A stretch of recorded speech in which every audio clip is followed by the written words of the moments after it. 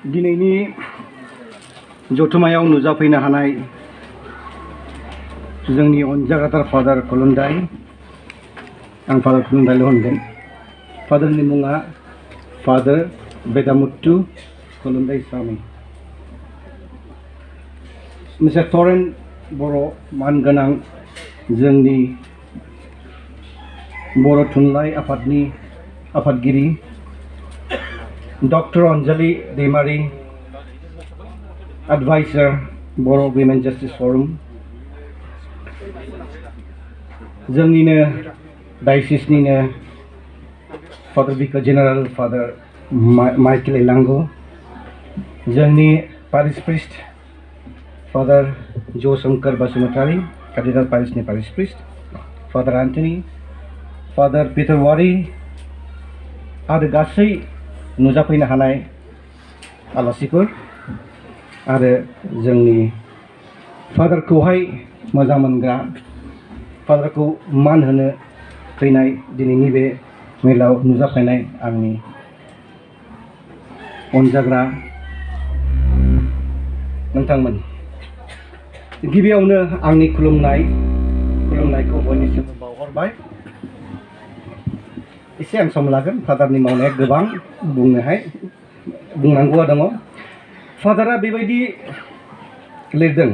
I have not been a musician but I fell in love with the culture, music and way of life, hospitality, innocent love and poverty. Their habits, their feelings, their sufferings and joys became mine too. So what all I saw and experienced became part of me.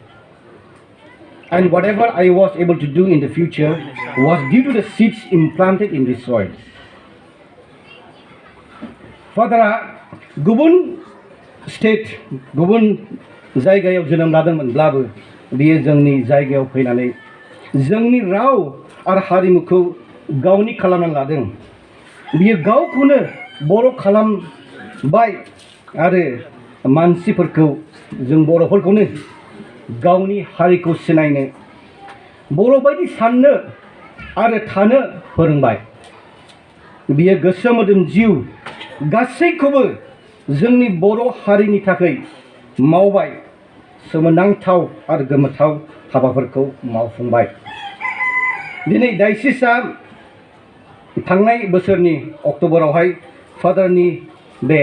Golden jubilee सेलेब्रेशनखौ खुंनानै होदों दिनैहाय जों मानो खुंफिनबावदों दहाय जोंनि दिनैहाय जोंनि आफादगिरियानो बे सेलेब्रेशन कमिटिनि प्रेसिडेन्टआनो बुंनानै थांबाय आं बुंफिनला बेखौनो बुंनो सानदों फादारा धोरोमनि खामानिखौ मावनानैहाय गोबां जोंनि समाजनि थाखायहाय जोंनि बर' हारिनि थाखाय बिथाङा मावनानै मावबाय लैंग्वेज डेभेलपमेन्ट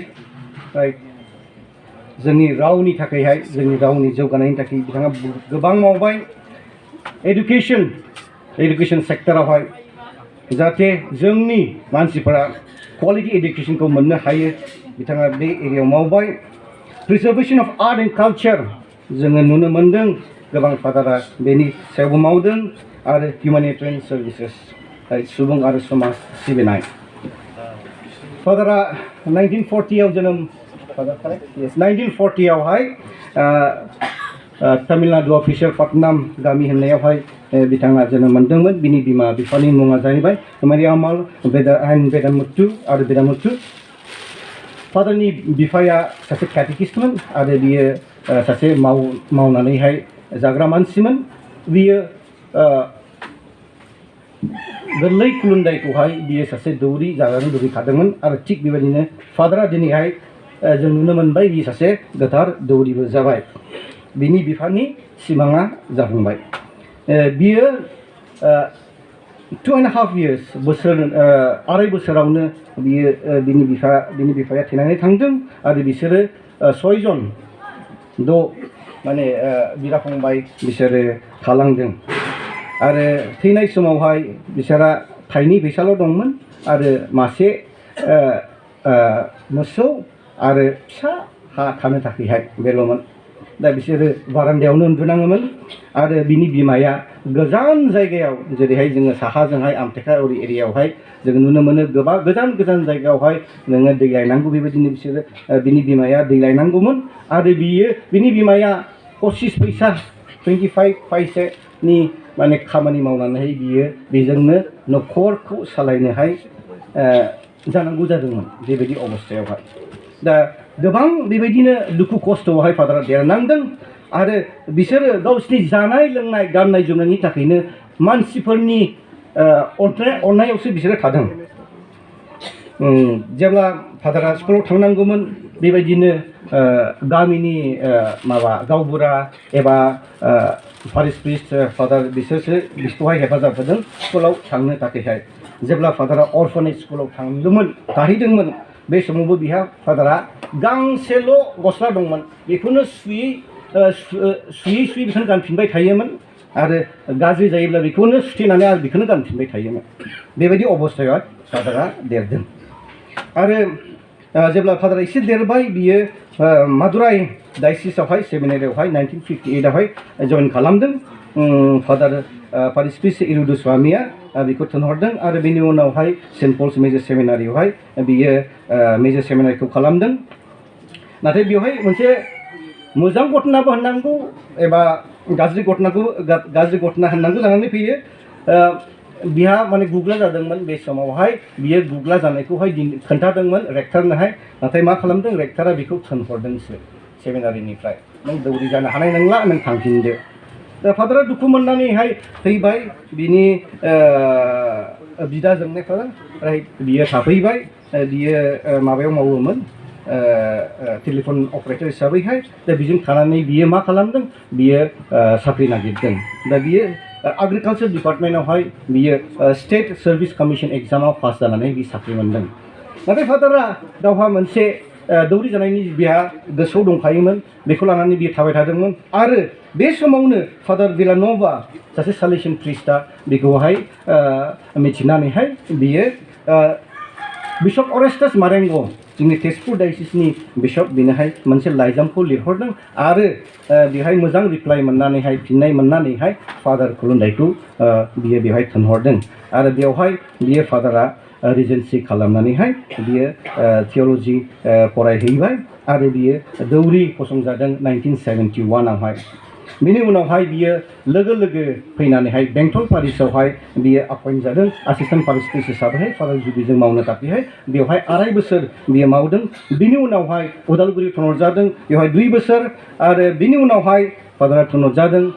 हारमुटियावहाय गोदान पारिशखौ गायसननोहाय हारमुटियावहाय दा बियो बेवहाय गोबां बोसोर थादों आरो बेवहाय मावनानैहाय बियो अरुणाचलनि मानसिफोरनि थाखायहाय बिराद गोबां मावदों दिनैहाय फादारनि स्कुलनिफ्राय पास जानाय गोबां अरुणाचलिफ्रा दिनै IPS अफिसार IAS अफिसार गिदिर अफिसारफोर जानानैहाय दिनै दङ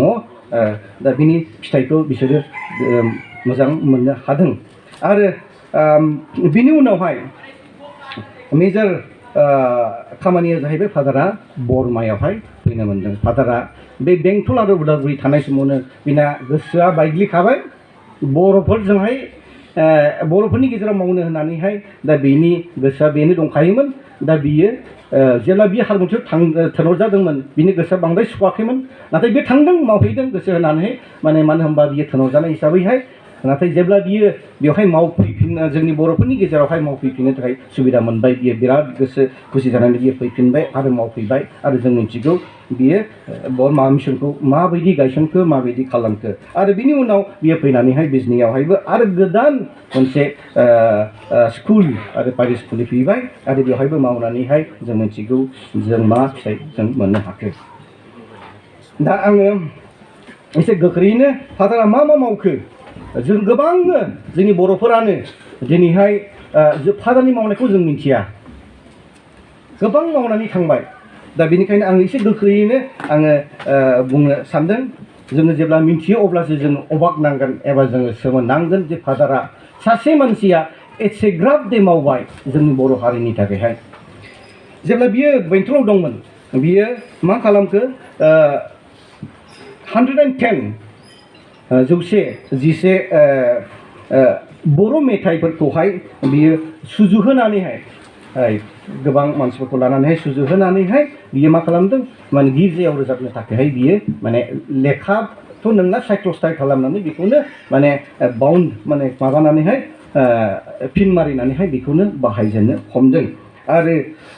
बुलि बावनाय बिजाब गैयामोन बेखौहाय बियो ट्रान्सलेट खालामहोनानैहाय बेखौनो बियो बाहायजेनदों केटेकिज्म लेखा धोरोमनि फोरोंनाय नख्रांनि स्रां बेखौहाय बियो लेट सभेन नार्जारिखौ लानानैहाय बिथाङा बेखौ दिहुनदों आरो बेंटलाव थानाय समावहाय फादारा इयुथ फेस्टिभेल्सखौ स्टार्ट खालामदों सेंग्रा सिख्लाफोरखौ लानानैहाय बेवहाय बियो दामनाय देनायफोरखौ फोरोंदों खामानि मावनाय बाइबेलनि धोरोमनि खोथाफोरखौ फोरोंदों आरो रोजाबनाय मानाय बेफोर गासैखौबो माने बे इयुथ फेस्टिभेलफोरावहाय माने बिथाङा बेफोरखौ खालामदों जेब्ला बियो उदालगुरियाव थांदोंमोन जेरै आं बुंखाबाय बियो लेट सुशील कुमार सुनिखौहाय लोगो मोनदों आरो बेवहाय बिसोरो ज' जानानैहाय गोबां मेथाइफोरखौहाय सुजुदों आरो बेखौनो ज' खालामनानै गोदान देंखोनि मेथाइखौ दिहुनदों दा बेनो जाहैबाय जोंनि बर' केथलिकफोरनि गिबि माने हिम बुक माने गिर्जायाव रोजाबनाय बिजाब लेट अबेद बसुमतारीखौ फादारा शिलंआव थिनहरदों बेखौहाय बाइबेल ट्रान्सलेसननि ट्रेनिंनि थाखायहाय आरो फादार जुबिजों बियो लोगो लानानैहाय इसोरा जोंजों लोगोसे आरो नख्रांनि स्रांखौहाय बियो एडिट खालामफिनदों साफा खालामफिनदों आरो मोजां खालामफिनदों आरो जेब्ला फादारा उदालगुरियाव दंमोन बुलि बावनाय बिजाबखौहाय मोजाङैनो मार्कुस बसुमतारी लेट मार्कुस बसुमतारी देउतानि बिथांखौ लानानैहाय बियो मोनसे बिजाब दिहुनदों आरो बे बिजाबखौ उदालगुरि आरो बेंटलावहाय बेखौ बाहायजेननो हमदों आरो फादारा बेनि उनावहाय जेब्ला गुवाहाटी आर्च डायसिसनि जेब्ला फादारा माबायाव बरमायाव फैबाय बे समावहाय गोदान देंखोनि मेथाइखौ आरो फोसाबबावनानैहाय सोरां लामा आरो बुलि बावनाय बिजाब मिस्टार मनिराम लेट मनिराम मोसाहारिजों लोगो लानानैहाय बेखौ दिहुनदों आरो 1997आवहाय द'जुथाइ जारिमिन अबेद बसुमतारी 1998 जिसुनि जिउ खौरां मनिराम मोसाहारिजों लिरजानाय 2007 सख'जानाय जारिमिन अबेद बसुमतारीजों लिरजानाय बिनि उनाव अडिअ केसेट हाथरखि सिबिनाय 2000 सख'जानाय जारिमिन आरो 2010आव इसोरनि राव बुथुमनाय सिस्टार भेर'निका बसुमतारी बेखौ लिरदों आरो नायखां बिलाइ जों बयबो मिथिगौ जोंनि केथलिक धोरोमनि बेवहाय फेस्टिभेल्स आरो डेइलि बाइबेल रिडिंस बेखौहाय बेवहाय गासैबो होनाय जायो बेखौहाय फादारा बोसोरफ्रोमबो दिहुनो 2018आव फादारा हिस्ट्री अफ द कैथलिक चर्च इन अरुणाचल प्रदेश बेखौ दिहुनदों 2019 गियाननि स्रांफोर फादारानो गावनो लिरनानैहाय बेखौ दिहुनदों आरो थांनाय बोसोराव गोथारफोरनि जिउ जारिमिन मोननै भलिउम राइट फादारा गावनो लिरनानैहाय बेखौ दिहुनदों दा एडुकेशननि बेलायावहाय जों आं जेरैबायदि बुंबाय गिबियावनो फादारा सेन्ट जेभियार्स स्कुल हारमुति बिथाङा लखिमपुर डिस्ट्रिक्टआवहाय बेखौहाय बियो गायसनदों बिनि उनाव सेन्ट जन्स हायार सेकेन्डारि बारामा बाक्सा जिजास मेरी स्कुल बिजनी चिरां डिस्ट्रिक्ट बिसोर गासैखौबो जों बयबो मिथिगौ बिसोरो जोबोद मोजां स्कुल जानानै दङ आरो बिसोरनिफ्राय मोजां दा स्टुडेन्टफ्रा मोजां फरायनायखौ लानानैहाय बिसोरो समाजावहाय मोजां खामानिफोरखौ मावगासिनो दङ जों बेखौ जोङो मिथिखागौ आरो मोनसे गेदेर बाथ्राया जाहैबाय फादारा जिजास मेरी स्कुलाव बिजनीयावहाय जेब्ला बियो थायो अब्ला बेवहाय बियो बर' मिडियाम जिजास मेरी बर' मिडियाम स्कुलखौ बियो खुलिदों मिशनारिफ्रा जेनेबा मिशनारिफ्रा इउजुअलि इंलिश मिडियामल' खुलियो नाथाय फादारा बर' मिडियाम स्कुलखौ खुलिदों आरो जोंनि बर'फ्रा बेवहाय बर' मिडियामाव फरायनानैहाय जोंनि रावै फरायनानैहाय दिनै आवगायगासिनो दङ आरो मोनसे गिदिर खामानिया जाहैबाय जेब्ला फादारा बे बर' मिडियामखौहाय स्टार्ट खालामदोंमोन केजिनिफ्राय क्लास 8 सिम माने प्रपर टेक्सटबुक गैयामोन बियो मा खालामदों मानसिफोरखौ बुथुमनानै जेरैहाय जेरेमिया बसुमतारी रन्जित बसुमतारी रिनु बर' हेमेल मसाहारि आरो गोबां लिरगिरिफोरखौ लानानैहाय मा खालामदों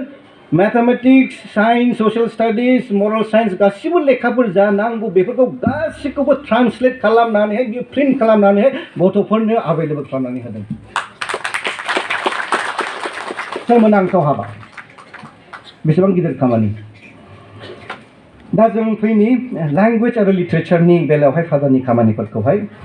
फादार खुलुन्दाया जेब्ला बियो बर'फोरनियाव बेंटल आरो उदालगुरियाव मावजेनदों बे समावनो बिहा मोनसे गोसोआव दंमोन बर' लिटारारि सेन्टार मोनसे खुलिनो दा बियो जेब्ला बियो बरमायाव फैदों बियो mister late Maniram Mushahary late Renu Boro' doctor Achyut Narzary medical doctor Sukumar Basumatary JP जायख्लं late Sarben Narzary late Abed Basumatary late Marcus Basumatary बिसोरखौहाय लोगो मोननानैहाय बियो मोनसे अर्गानाइजेसन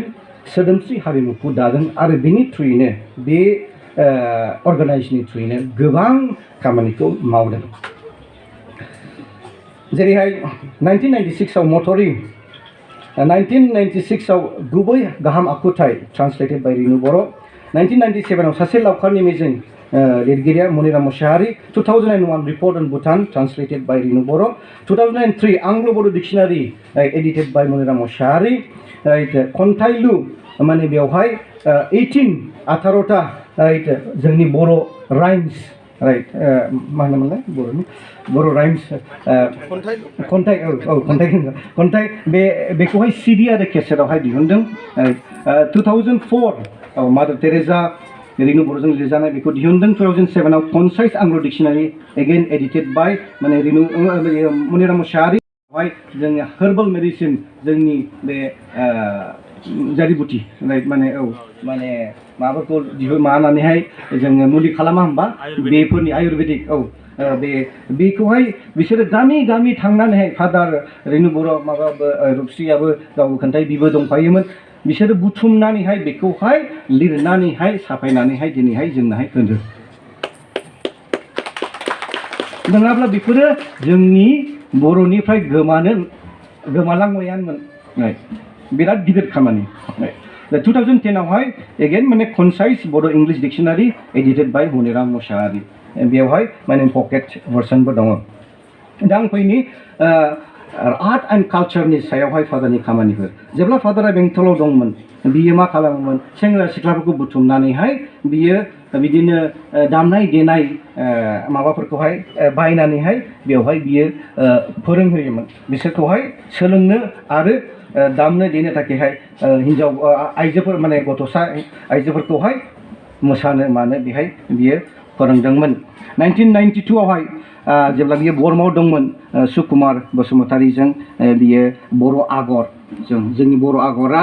माने आस्ते आस्ते गोमालांनोसो हमबायमोन गुबुन जाथिफ्रासो गावसिनि होननानैहाय माने लानो हमबायमोन दा बेखौ फादारा नुनानैहाय जोङो बेखौहाय जों प्रिजार्भ खालामनांगौ जोङो दोननांगौ जोंनि बर' हारिनि प्रपार्टि होननानैहाय बियो माने बेखौहाय लेट सुकुमार बसुमतारीखौहाय लिरहोनानैहाय माने पाब्लिश खालामदों 1993 आवहाय हाबानि जोंनि सेरेमनिस ट्रेडिशनेल कास्टम्स एंड प्रेक्टिसेस बेफोरखौहाय लिरनानैहाय दिहुनदों 1995 आवहाय सोदोमस्रि आं दहाय बुंखाबाय बेवहाय 25टा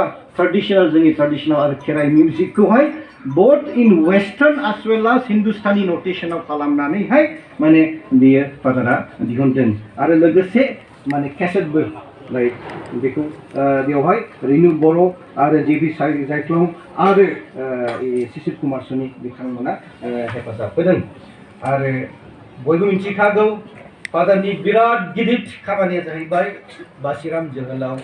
सिनेमा फिल्म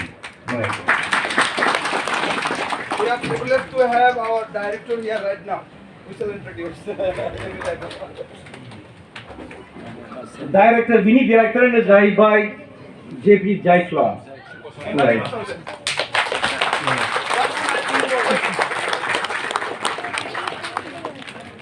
बिथाङा जोंनि गेजेराव नुजाफैबाय जों जोबोद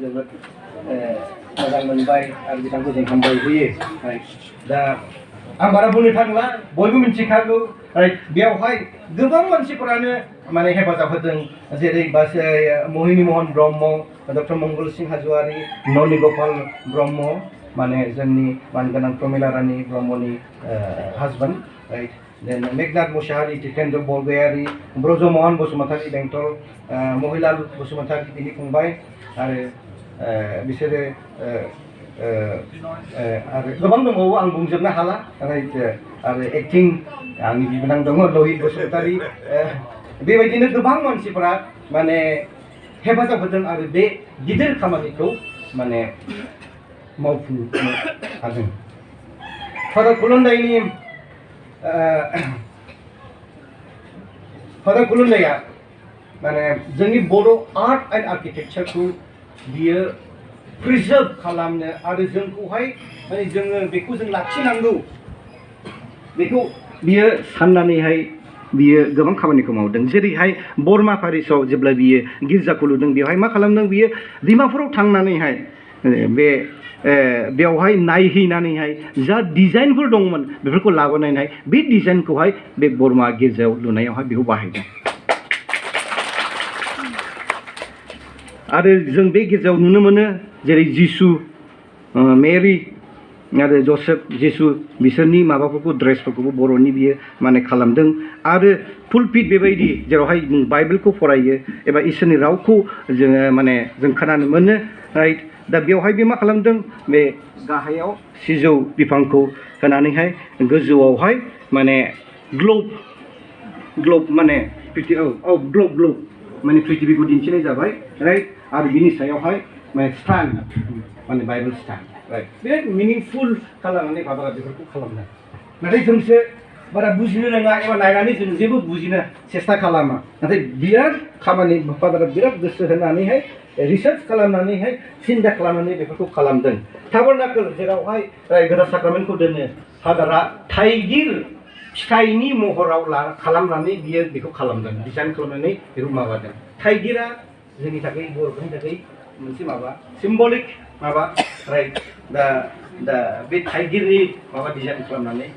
बे टाबरनाकलखौ खालामदों बिजनियावबो राइट आर'नाइखौ बाहायनानै बियो क्रुसखौ खालामदों आरो टाबरनाकलखौ बेवहायबो बेबायदिनो सिजौनि बिफांनि गोजौआव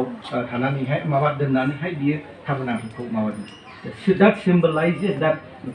माने सिजौआ जेरैहाय गोथाङै थायो थिग बेबायदिनो इसोरा गोथां जेब्लायबो बियो माने he's a living God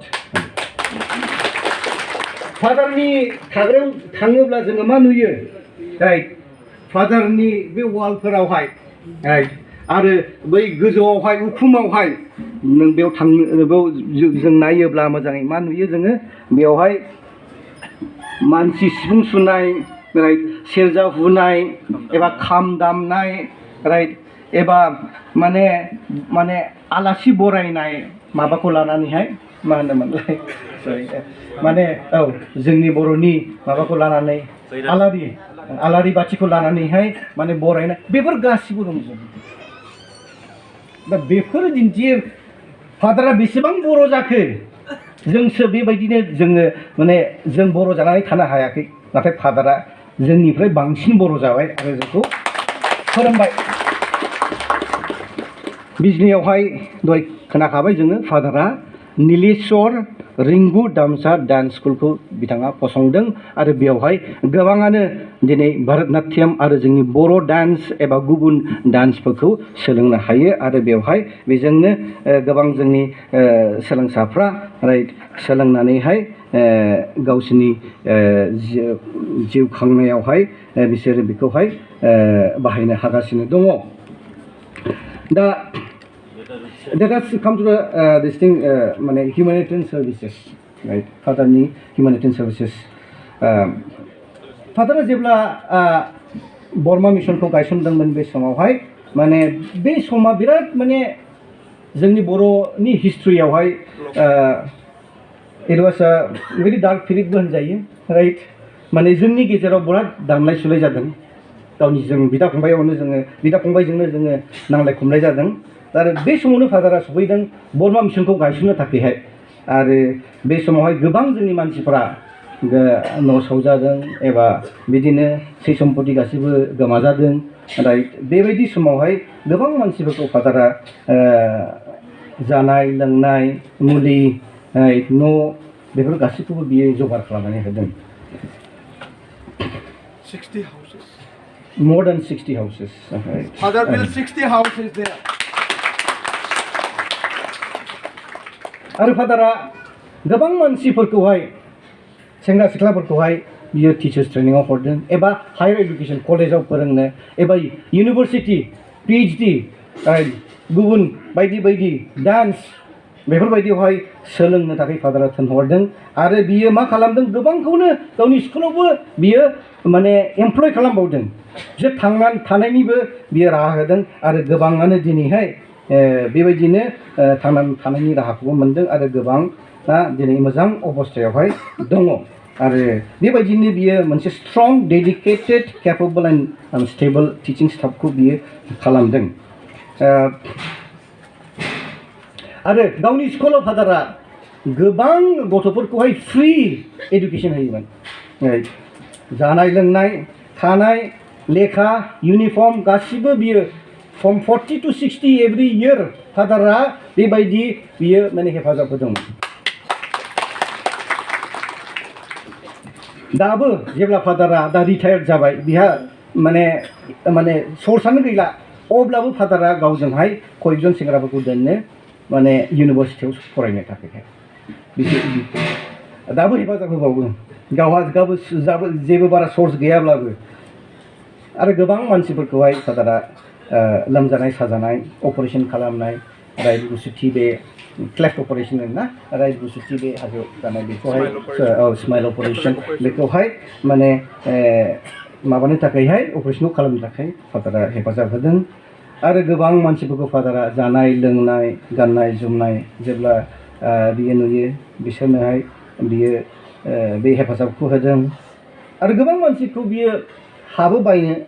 एबा न' लुनो बेफोरावबो बियो हेफाजाब होदों दा आङो जा बुंबाय बे एक्जस्टिभ नङा एबा बेजोंहाय आं फोजोबनो हायाखै गोबाङानो थालांबाय राइट आं बुंजोबनो हायाखै राइट दा बेखौनो बुंनानै आं नोंथांमोननि सिगाङाव बेखौनो फोरमायनो सानदों दे फादारा गोबां मावबाय जोंनि थाखायहाय जोङो बिथांखौहाय जोङो हामबाय होयोब्लाबो जोंनि हामबाय होनाया थोआ राइट आरो गोबां बे लिरनायफोराव एबा पाब्लिकेशनफोराव फादारनि मुङा गैया फादारनि मुङा गैया नाथाय बियो गासैखौबो आइडियाफोरखौहाय गासैखौबो बियो खालामोमोन आरो गासैखौबो एरेन्ज खालामजोबोमोन फान्ड्स माने रां रुफा गासैखौबो मानसिफोरखौ बुथुमजोबो सोर खालामनो हायो माबायदि खालामनो मा खामानि मावनो हायो बिसोरखौ बुथुमनानै जयै खामानिखौ मावहोनानैहाय बियो बेफोरखौहाय बियो दिहुनोमोन दा Father, the Bodos for eternity shall remain ever grateful to you for all the contributions that you have rendered towards the development of Bodo language, literature, education, art and culture. May God bless and reward you for all the sacrifices and works that you have done. You deserve our love and respect. जोंनि खुलुमनाय, जोंनि अननाय आरो जोंनि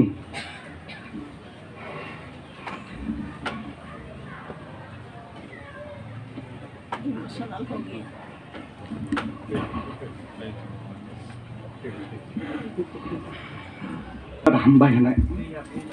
आङो बेखौनो आं खावलायदों बयखौबो दिनै जों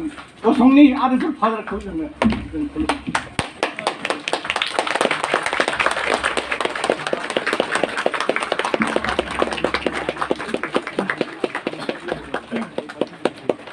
उन्दै जिरायदो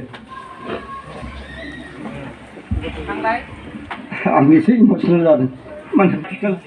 बिनि खामानिखौ आं दोनथ'दों आरो बिनि मावनायखौ आं नुनानै आंनि गोसोआव नांदों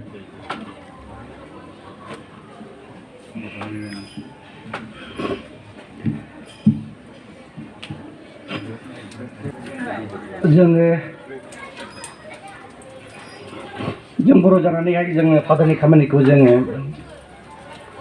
जेबो होफिननो हाया बेनोल' जों इसोरनाव आर'ज खालामो जे इसोरा बेखौहाय मोजाङैनो बान्था होयो आरो जोङो दा मोनसे पइम फिरफिला बसुमतारी माने फिरफिला बसुमतारी बिजनिनिफ्राय बि लिरदों मोनसे मोजां खन्थाइ बेखौ फरायनानै जोङो जोंनि बे किन'ट एड्रेसखौ जों फोजोबनो सानदों बेखौ खालामनो थाखाय जोंनिनो सोदोमस्रि हारिमु आफादनि सेक्रेटारि आरो जोंनि संबिधान साब कमिटिनि joint editor mister James Jonglao Basumatary आं बिथांखौहाय हांख्रायो फरायनो थाखायहाय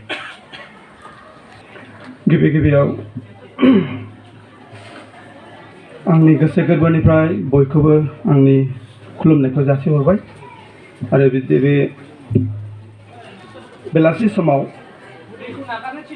दिनै जोङो जोंनि अनसुला फादर कुलुन्दायसामीखौ बाख्नायनो मान बावनो बेनि जुबिली बे खुंफुंनायाव बेखौ जोङो बे समखौ मोननायनि थाखाय जोङो गिबियावनो अनसुला फादर कुलुन्दायसामीखौ जोङो बरायो हामबाय होनो लोगोसे बेवहाय नुजाफैनो हानाय जोंनि माननि बिगोमा जोंनि सार तरेन बर' बिथांखौ जोबोर जोङो हामबाय होनो मान होयो बरायो बे समाव जोंजों लोगोसे थाफैनायनि थाखाय लोगोसे जोंनि सोदोमस्रि हारिमु आफादनि जागायजेननायनिफ्रायनो उन सिगां एसे एनै जोंखौ बानसायबोग्रा आरो दिनैसिमबो बानसायबाय थाग्रा जोंनि जोबोद अनजाथाव मानगोनां आब' अनजालि बिथांखौबो बे समाव हामबाय होनदों लोगोसे जोंनि बे बङाइगाव डायसिसनि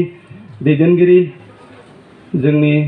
अनसुला फादर बिकार जेनेरेल फादर माइकेल आरो बे जोंनि सापागुरि बे पारिसनिनो मानगोनां पारिस प्रिस्ट लोगोसे बेहाय नुजाफैनो हानाय जोंना माखासे दौरिफोर दङ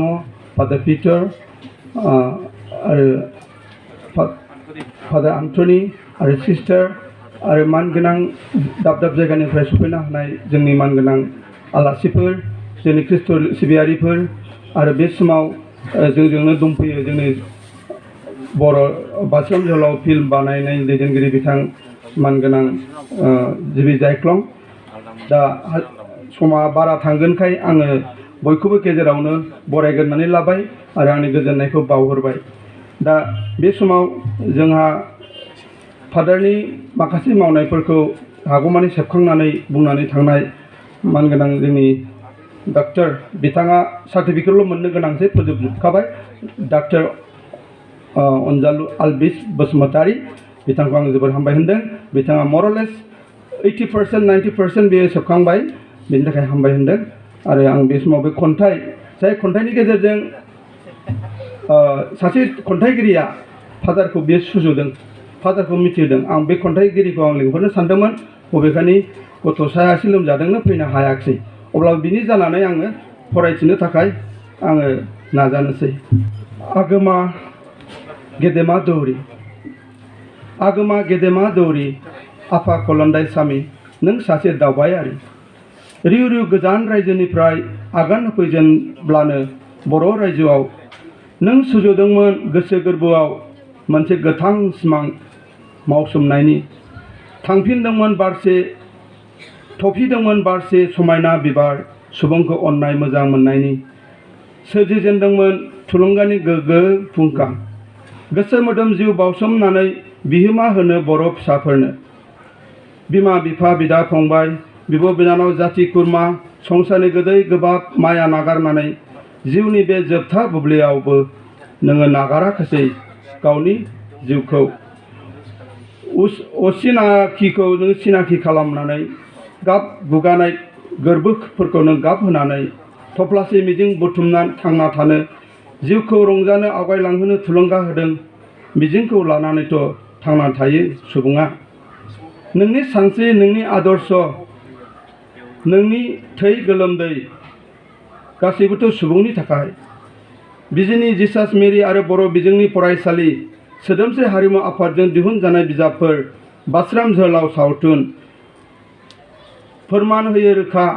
बर' राव थुनलाइ हारिमु मोजां मोनग्रा नों सासे बर'नि थुनलाइगिरि नों सासे बर'नि फावगिरि फावरिया मोनबारु गाम्बारु रुम्बांस्रि मोननि नों फोरोंनाय फिसाजो फिसाज्लाफोरा आथिखालाव सोरबा डक्टर सोरबा इन्जिनियार सोरबा प्रफेसर सोरबा नार्स सोरबा राजखान्थियारिगिरि सोरबा फालांगिरि गमदां मेन्दां सनाराम देलाराम मोननि मोजां सोलोंसाफोराव नोंजों दैथायहरजानाय गान बाजिना बेरायथिंग्रा फोसावलिया फिसाज्लाफ्रा आरोथ' सोलोंथाइ फोजोबखांनानै सिरियै न' सिङाव एरसोनानै गोहोहाब थानाय सानसुलि मैनाथि सिनायथि मोनबादि लाइमोनफोरा आथिखालाव बिसोर सोरबा देंखोगिरि सोरबा मोसागिरि सोरबा फावगिरि सोरबा फोरोंगिरि समाजनि मुं गोनां साफा साफा गुनि सुबुं बिसोरनि नों लामा दिन्थिगिरि बिसोरनि नों हेफाजाबगिरि बिसोरनि नों थुलुंगागिरि बिसोरनि नों सोरां लामा नों थुलुंगा होयो आवगायलांनायनि मोगथांखोर सिमां सुजुनायनि सैथोजों थांना थानायनि नों थारैनो थार फोरोंगिरि आन्दायनाय खाना लाइमोनफोरनि नों दिथागिरि गामि गफानि दुखुथिया निखावरि खाना बेंगुरा जब्रा गबदा मेन्दा ललिल मोनहा आथिखालाव गोख्रों गोगो देहानि नोंनोथ' गामि गफा गफि न'खर न'खर गिदिंदों खोनासंदों गोरबो गावस्रानाय सिलिंबोनाय देंखो बिसोरनि दुखु गोनां राव नोंनोथ' बोखांदों आखायाव हमनानै दैथायहरदों फाहामसालियाव बिसोर दा गोरबो बुंजासे रंजानायजों गोसो अन्दराव हुसिग्राव सम सम रोजाबो आय आगोमा गेदेमा नों दौरि आफा कुलुन्दाइसामी नों जोंनि जिउनि सोरां सोरगोनि थान्दै नोंनि गोरबोआव नुयो अबंनि महर नों हासार होयो खाना नांनाय आबादारिफोरनि सिमां फोथाराव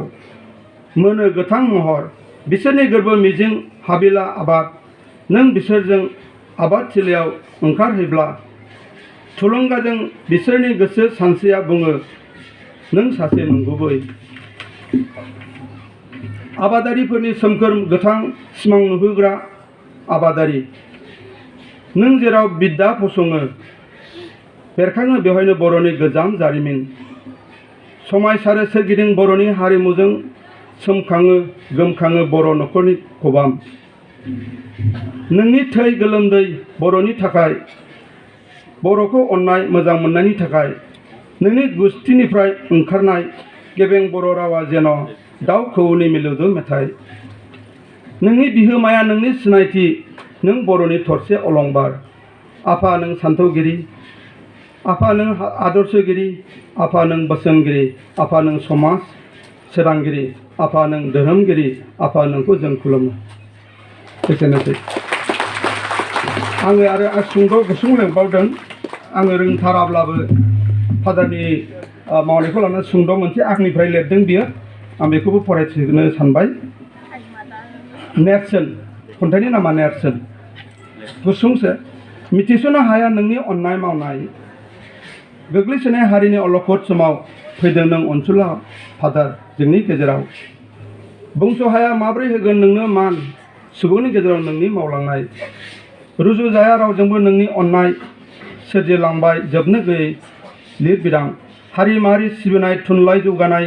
नोंनि अननाय नोंनि सुबुं अनसायनाय बेसे आंगो बेसे गोदै बेसे रैसुमै दङ नोंनियाव गोरबोनि अननायनि बुंजासे फिथिखा गोसोआव गैया नोंनियाव मेंनाय फासयनाय अराय नाजानाय गावनि थांखियाव होसोनाय जिराया नों जेब्लासिम साननायखौ मावफुङा बेमाराव नाख्रेबजानाय दुखुथियानि नों हेफाजाबगिरि होलांबाय नों बयनिबो थांनानै थानायनि मिजिं अबंनि थोननाय बोसोनखौ नों मावफुंबाय गालांबाय बुहुमाव गोजोन नेरसोन गोजोन्थों हामबाय